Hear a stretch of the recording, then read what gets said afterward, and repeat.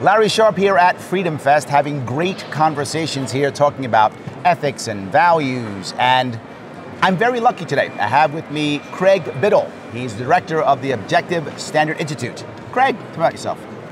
All right, happy to be here. Thanks for inviting me to talk about philosophy. This is my absolute favorite subject.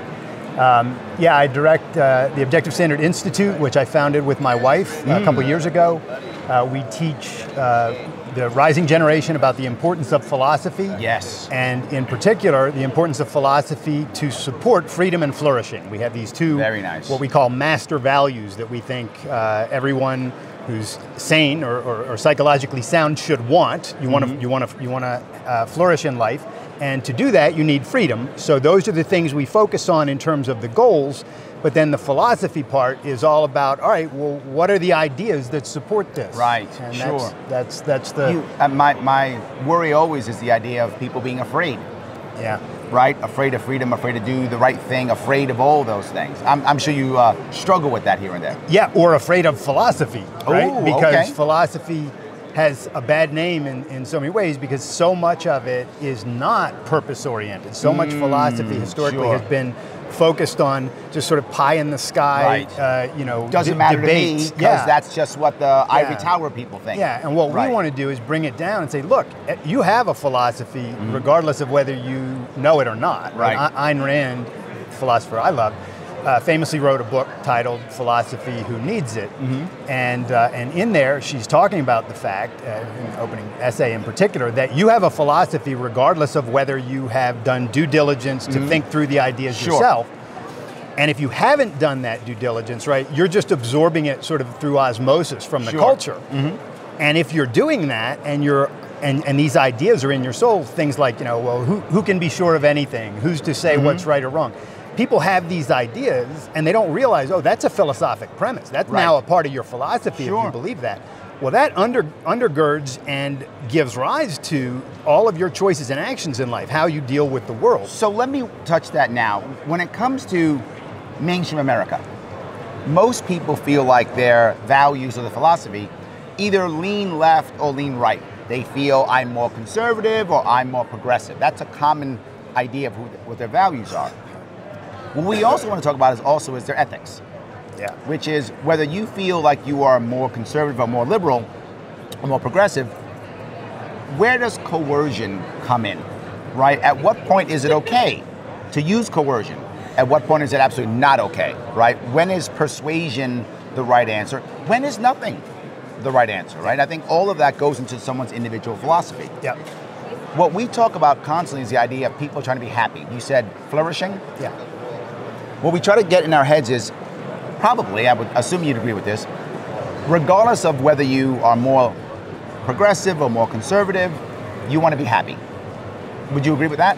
Well, presumably, yes. I mean, presumably one would want to be happy. Sure. Now, some people have psychological problems such that they actually don't want to be happy. And that's a thing that can happen, and that's a real problem. Right. Our assumption when we're talking about philosophy for living is that you do want to live and be happy. So then that's the starting point, sort of. If you have that kind of problem where you don't want to flourish, you don't want to be happy, then I mean, you really need to see a psychologist. That's a bad situation. Sure. It is not necessarily the case, though, that, for instance, historically in philosophy, there's a school of thought called psychological egoism. And the idea is that everyone is striving to do what's best for him, no matter what. And I deny that idea. I don't think that's true. I think we have free will, and that we can, if we choose the wrong moral code, for instance, if you choose a moral code that says you should self-sacrificially serve other people, which is the moral code of altruism. Alter is other, so altruism means otherism. You should live for other people.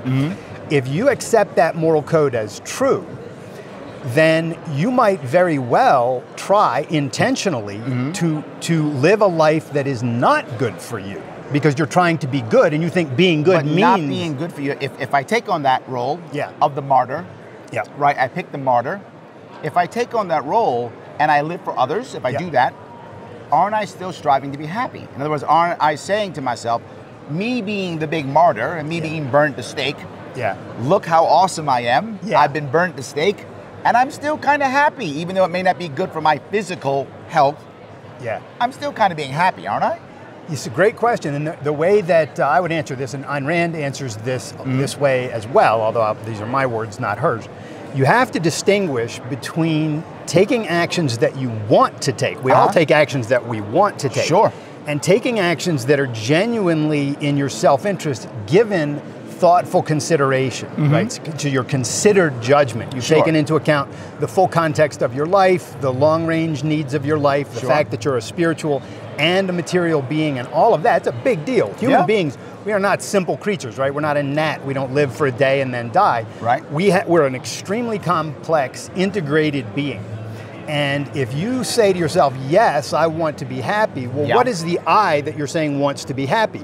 It's this complex animal. It is not a simple animal. So if someone says, well, I get joy out of sacrificially serving others. I want to be that martyr. Yeah. So if somebody says, I get joy out of that, I would say a couple of things. First of all, where did you get the idea that you should do that, right? Because if you're just accepting that because your parents, preachers, or teachers told you that, then you're not thinking for yourself, and you don't even know what you're doing. If I'm not thinking for myself, yeah, can't I still be happy? Conceivably, in a weird, compartmentalized way, I would say yes. So I would still be striving to be happy even if I'm wrong. Yeah, you're thinking to yourself, in effect, I want to be happy, and I'm going to do the things that I've been told to do to sort of be happy. I'm going to follow my mom or my dad or whatever they told me to do. But here's the disconnect there that I think people miss if they do that. We are individual beings with our own body, our own mind, and our own lives. And the only real way for you to understand how to live beautifully yourself is for you to do the thinking about what will make your life happy. So even though somebody can defer to others and say, well, I'll do what they tell me, and if that consists in sacrifice, then I'll do that, and hopefully I'll be happy. Right. But that's not really, in my view, and I think this is demonstrably true, but in a short discussion, I'm not going to get into the whole proof of it. I do not think that you can be happy that way, because you are a certain kind of animal. And you are railing, by doing that, you are literally railing against your nature. You're railing against the fact that your mind is the only thing that can determine what's true and good and right for you. And if you're deferring to other people, you're literally severing your mind from that factual aim, that thing you're trying to do, being happy. Well, if you sever your mind from the goal of happiness, you're just like adrift on an ocean without a rudder, in effect. So let me walk down that road if I could. Sure. If an individual is trying to be happy, maybe they're incorrect, maybe they're severing their mind, but they're making an attempt to be happy. When I look at the world around me, right now, most people aren't doing what you're saying. Most people are saying, well, I'm with this team or with that team, and this team tells me that I need to think this way or act this way, so I'm going to do that because then my team tells me how good I am and I feel better. I think that's what most people are doing. And when we have this conversation about that, I guess, left-right paradigm, which is common, not everyone obviously falls in that, but that's a common paradigm.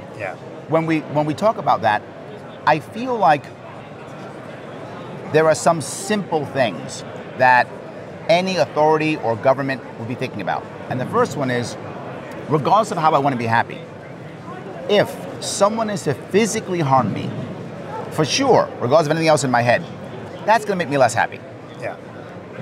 If someone is going to take my property or someone's going to harm my property through either force or fraud, that's going to make me unhappy for sure. I think these two things, regardless of how I'm walking down that road, those are clear, simple ideas that will make people less happy regardless. Would you agree with that? I do. Yes, I would. And so I think a really important distinction when you start talking about things like left and right and force or non-force and the like is to realize that what we're talking about here is only one portion of philosophy. It's politics, right? Yes. And it's politics plus the bridge between politics and ethics, which is a more fundamental branch. Right. And that bridge is where the issue of individual rights comes in, right? What is the nature of force and what does it do to human beings? Right. And then in the realm of politics, we ask, given what force does to human beings, what should we do about it socially, right? And so Ayn Rand has a beautiful way of thinking about this, and I'll elucidate a little bit of that here because I think it's helpful for this discussion. So politics is the branch of philosophy that says, how should we live together in a social environment where people are trying to interact and trying to live in harmony or the like. Absolutely. And so that's what the question is there. Underneath that is the question of, well, how should people live generally? Right. Not necessarily even together, but how should they live generally? That's ethics. What should we do? The should is the ethical element. 100%. What is the good, right? Those are all the ethical elements. Underneath that are the deeper philosophical branches. Epistemology, what is knowledge? How do we validate knowledge? And how do we know that? And then metaphysics. But what we're talking about here, though, is the idea of understanding that government is coercion, government is force, and my worry here is everything you're saying is correct, but if you look at America, if we decide to vote on it, all of a sudden it's not violence. Yeah, in other so words, that's if why I vote on it, I won't come to your house and take your stuff. I'll just vote on it so that now a government agent will come and take your stuff. And now in my mind, because of the social construct, it feels okay. Like it's okay now because we voted on it, and I'm not doing it. It's the ATF, or it's the cops, or it's the IRS, or it's the government agency. How do we get around someone? You're talking about me looking inside, but I have a world to where it's not me. I voted, and therefore we can punish you now. My ethics kind of go out of the window. Something I would never do to you, I'm fine with the agency doing. There's a great question, and it's going right to the reason that I was bringing in all the branches of philosophy. Oh, I'm sorry. So I was I cut you. No, but it's good though, because actually you're giving some meat to the reason that this matters. So the next thing I was going to mention is metaphysics, and that is the branch of philosophy that says, what is the nature of reality and of everything that exists? And this is where Aristotle, I think, really got this stuff right. Things are what they are. They can act only in accordance with their natures, and you can't have contradictions in your thinking. And if you do have contradictions in your thinking, then something's wrong in your thinking, because reality is real, it's stable, it's what it is. So the idea of, well, if we vote to violate your rights, if we vote to use force against you and take your stuff, then somehow that's no longer violence. Well, that's a violation of a metaphysical principle. Violence is violence. A is A. Things are what they are. If I use force against you, you can no longer use your mind to act on your judgment, at least to the extent I'm using force against you. If I put you in a cage, you can't do a damn thing. If I tie you to a tree, if I put a gun to your head, right? You can't now act as a human being. You can't act on the judgment of your mind, which is precisely what it means to live as a human being. So Rand had a great name for this idea whereby people think, well, if society agrees on it, it's metaphysically true. Correct. She called that social metaphysics. Got it. You're confusing the nature of reality with man-made assumptions or man-made policies or man-made institutions. And what she says is you can't. That's an incorrect conflation. That's absolutely wrong. Is there an exception, right? So, say for example, I'm going to say, the Republican Party is in charge, and they decide, hey, you know what? To make everybody happy because we care, to make everybody safe because we care, we are going to limit who can get married. We're going to decide only these types of people can get married and these types cannot get married. We decide that. Their goal isn't to hurt. Their goal is to do what's right for the common good. Their goal is to help everybody. And if we vote, we can make laws that say only this person get married, that person, whatever, that kind of thing. Is that type of thing an exception? Well, to the rule of saying, look, I know it's bad, but we're living together. We've got to have some kind of common good. We got to compromise because these ideas don't really mesh. And I would say no. It is a compromise, and that's the problem. And the real problem here is the premise that the good is that which is the greatest good for the greatest number. Right? They're operating on the utilitarian premise. Correct. That's the standard of moral value. But there's nothing to support the idea that that's the standard of moral value. Where the hell did that come from? Jeremy Bentham and John Stuart Mill and the others who embraced that idea, they didn't derive that from reality. They derived it, frankly, from Christianity. They derived it, it's a watered down version of altruism. It's a watered down version of the idea that being moral, consistent, sacrificing for others. And they said, yeah, it's just the whole that you're sacrificing So for. Your argument actually is, if I get it right, is regardless of whether someone thinks it is correct or right, there's a basic value of human respect we have to have. regardless, either way. That we have to still go through this, and we don't want to take people's stuff, and we don't want to hurt them, regardless of what someone might think is the common good. Absolutely, and the way I would put this is this. We've got to get away from this idea that the standard of moral value is the greatest good for the greatest number. What are we talking about the greatest good? We're talking about individuals. We're talking about you and me and Sally and Jane, right? So these are individuals, each with his own body, mind, and life. The individual is the unit of moral and political concern, properly speaking. Now, granted, this is a radical idea. Democrats, right? Republicans, Democrats say, you know what? Gun violence is terrible. I want to save lives. I want to save the individual. I want to save Jane and Jimmy. I want to save them. Yeah. So to do that, ban all the guns. Yeah. Let's get rid of all the guns. We're going to come take them all because what you just said, this is not my moral idea. This is people are dying and I want to save the individual. So I'm going to ban all the guns because of that. Yeah. Is that an exception? It would be an exception, and it's a wrong exception. So it would be. Okay. So here's how I would go about that. Okay. The government's job, properly speaking, is not to save lives. Okay. All right. It's to protect individual rights, and they're different things. So if the government's job was to save lives, we would have to say, well, look, people are dying on the highways every day because the speed limit is 65. Let's bring that bad boy down to 5 miles an hour, and then we'll save a bunch of lives, right? It would follow from there. Right. So we can see... Or ban cars. Or exactly. Right, it would also work. And you see the absurdity there of the idea that the government's job is to save lives. It's not. The government's job is to acknowledge that as the kind of animals that we are, rational animals not who are always rational, but whose fundamental attribute is rationality and who need to act on that faculty in order to live. The government's job is to ensure that force used against human beings is taken out of social relationships. You may not use force against human beings. So once you realize that that's the government's job, and it's the government's only job, in my view, properly speaking, I think you can argue coherently and soundly for this point, then you get to something like gun rights and the Second Amendment. And let's step away, by the way, from the Constitution, because the Constitution is not where our rights come from. The Constitution is just an elucidation of what are supposed to be prior rights, as the founders said, right? The governments are formed to protect rights, not to create rights. So where do the rights come from?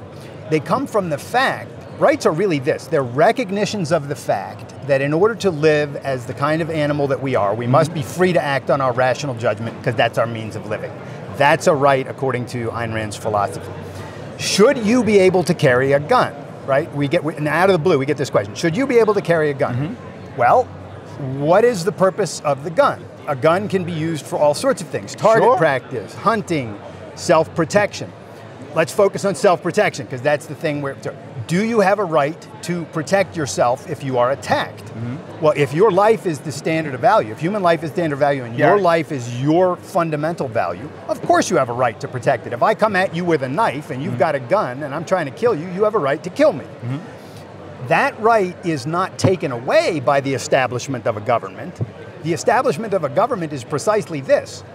The government works for us. We don't work for them. We're not here to do their business. I wish more people They're here to do our business, right? Yes. And otherwise, they have no right to exist unless we're like, hey, we want an institution that will protect our rights. So we go to them, we say, look, we're going to delegate to you the use of retaliatory force so that if somebody uses force against us, and you can step in and help through the police or the military or the courts or whatever. Court system, Yeah, that we're permitting you, not the other way around. We're permitting you, government, to handle that objectively. So however, let me just finish this thought because this is I want to get one thing in. However, the government can't always be there when you're getting attacked by me, right? So if I'm coming at you with a knife, you can't be like, well, give me a minute, I want to call the police, right? Stand back, the cop's coming. Yeah. So the right to own a firearm is precisely an extension of the right to life and liberty, right? You have a right to take the actions necessary to live your life. You have a right to take actions without coercion by other people. That's where the right to hold a firearm comes from. Now we can talk about where does the line end on a firearm that's legitimate for self-protection and a firearm, say a nuclear weapon, if you want to call that a firearm, but you know, just to go to the extreme. Should individuals be able to own nuclear weapons in the United States? Now that's a different question. So you're saying there is an exception, or maybe an exception. You're prepared to argue for an exception in a case like that, where what might happen might hurt others. Yeah, the purpose, everything in law and in philosophy, in my view, needs to go, what's the purpose we're trying to achieve here? When you're talking about individual rights, we're trying to achieve the purpose of you being able to protect yourself. You're saying what we're trying to achieve. Yeah. That's my worry. Because what I'm trying to achieve, this goes back to the ban all the cars. Yeah. Right, if I'm trying to save lives, ban all the cars, ban all the guns, ban everything. What I would think I want to fall back to the idea that we brought up earlier, the idea of human respect. I think that every individual, and you would agree, personally wants human respect for them and their loved ones. They don't always see it for others, right? They don't always see it for others. They see it for themselves, for sure. And if they see it that way, in almost a selfish way sometimes, right? Where we see it for ourselves, if we have everybody, to include government, to include congressmen, senators, presidents, governors, mayors, to start thinking, look, what am I trying to achieve? Hold on, let me measure it against the principle of human respect first.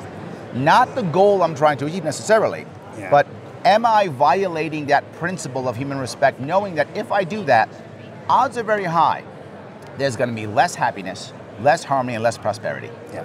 So my only pushback is, you said, what's the goal? Yeah. I want to make sure that we're measuring it against that philosophy, that principle of human respect. Am I wrong on this? So you're not wrong in my view, but we can be more precise. So let me put it this way. The reason my organization is called Objective Standard Institute and my journal is called The Objective Standard is I think there are objective standards at every level of human concern where we're trying to figure out how to live well, how to live well, how to live in harmony, and the like.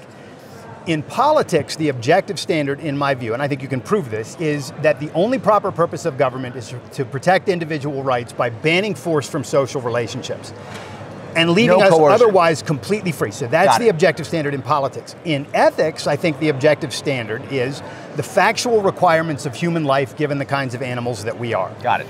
The major factual requirement of human life is your ability to use your mind to guide your judgment and choices and actions. And so to have anybody stop you from being able to do that is wrong by that standard. Now, where does respect come in here? I think respect is an important aspect of human life, obviously, but I don't think it's the proper objective standard about human relationships. And I'll put it this way, should you respect everyone? I would say no. I don't think I should respect Vladimir Putin. I don't think I should respect an Idi Amin or an Adolf Hitler. Why not? Right? Because these human beings have railed against human life rather than helping to support and lift human life. Does that mean, and I'm glad you brought that up, because that takes me right from there to even our prison population. Yeah. There are people in our prison population who are terrible people. There are some who shouldn't be in prison, obviously, but there are also some who are terrible human beings. Yeah. Do we not respect them either? Well, shouldn't we still have human respect, even if we decide to punish or use force against? I mean, in theory, there are rules of war in theory, so even when we're killing each other, we still find some form of human respect even in that. So shouldn't even an Idi Amin or a insert bad guy, shouldn't even they get some human respect? Well, so I think respect is kind of a vague term to use here, because I think what you might, I think what you might really mean by this is, shouldn't we respect their rights insofar as they still have rights? Yes, absolutely. Now, when we kill a jihadist terrorist with a drone, are we respecting him? No, we are delivering justice to him. Ayn Rand famously said that the proper approach is not judge not that ye be not judged, but judge and be prepared to be judged, right? We need to judge each other. And if we judge that somebody is evil and deserving of death because he's trying to kill people as a sort of a career or whatever, then what we're doing is we're not respecting him at all. We're saying you don't deserve respect or anything except death, right? So we put him to death. I'm just going to a real extreme here. But I want to stay on that extreme. Wouldn't we then still, we think that guy A is jihadist, but we don't know if he is yet.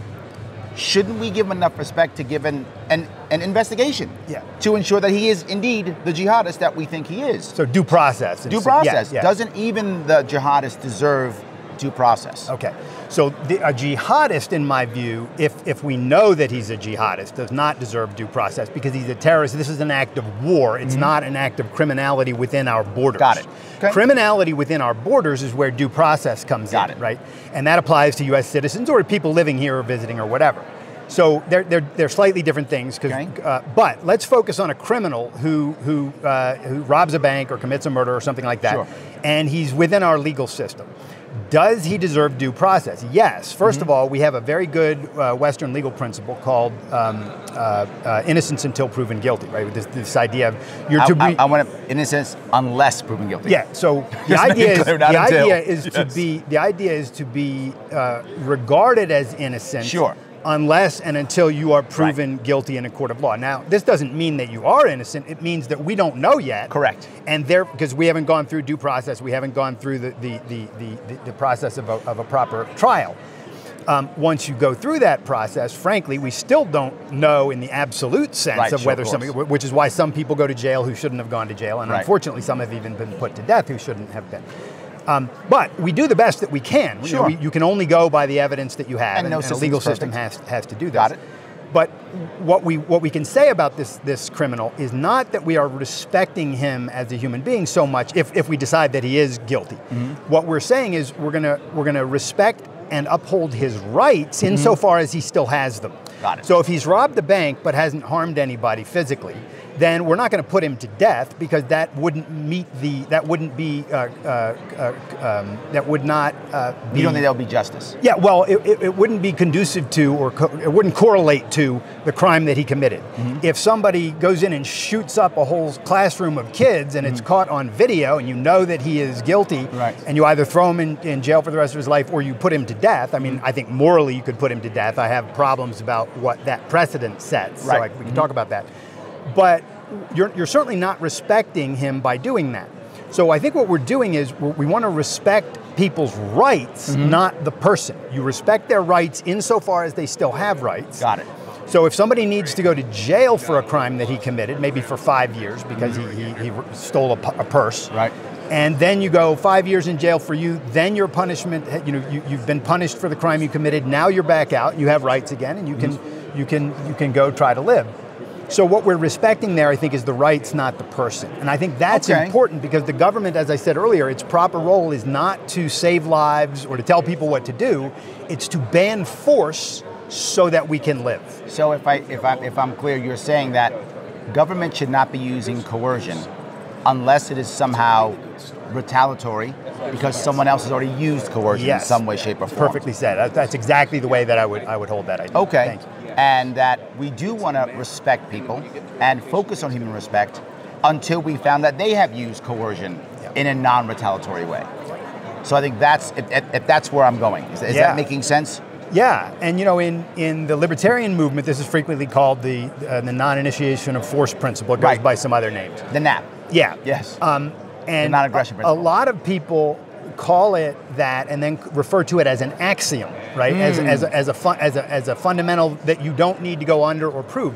And that I take issue with because it is not self-evident that force is bad. We need an argument for that. And Ayn Rand beautifully has an argument for that. Like she's got this whole argument for a theory of rights based on the factual requirements of human life. And if you search the internet for Ayn Rand's theory of rights, you'll find an essay that I wrote sort of elaborating this.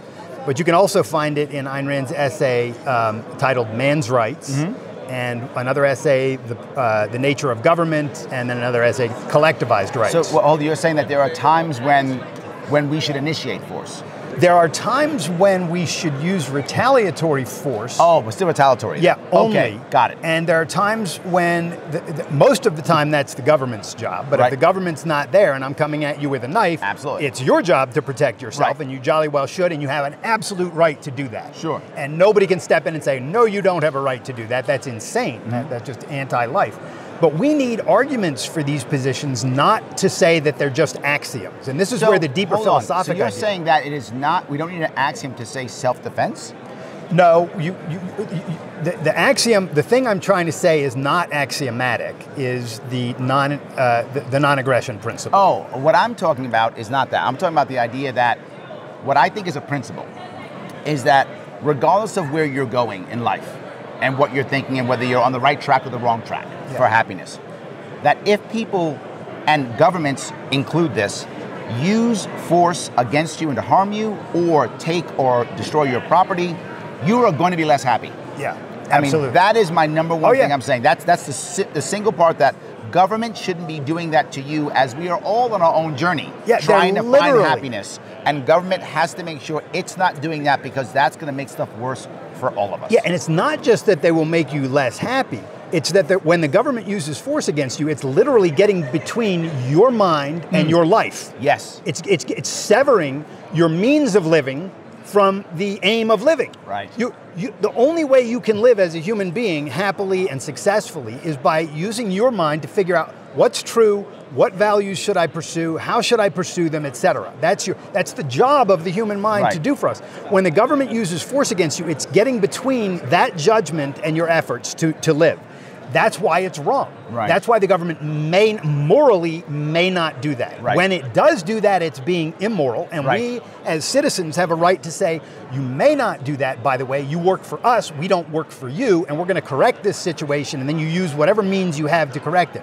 Voting these bastards out of office if that need be, finding somebody who can run for office who understands these truths, and in the ultimate extreme, when the government really starts to violate our rights, especially if our right to freedom of speech gets taken away in some way or gets violated in some way, then we have to actually go to war with the government, and this is where revolutions are necessary. It's like if you're gonna turn completely against human life and social harmony and start telling us that we can't even speak our minds, then we have to put down the books and the papers and the articles and pick up the guns and say the government has to be taken out. Right.